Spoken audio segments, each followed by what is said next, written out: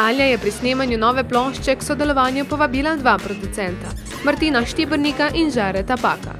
Ker imata vsak svojo vizijo, nas je zanimalo, ali se bo na plošči ta razlika kaj poznala.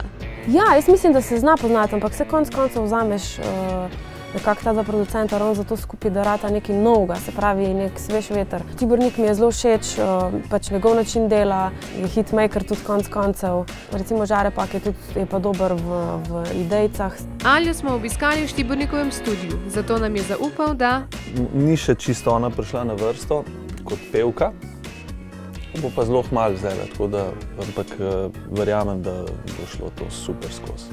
Velika ljubiteljica živali Alja si je, preden je začela peti, pridno ogrela glasilke. Kljub sproščenosti v studiu pa je do svojega dela precej samokritična.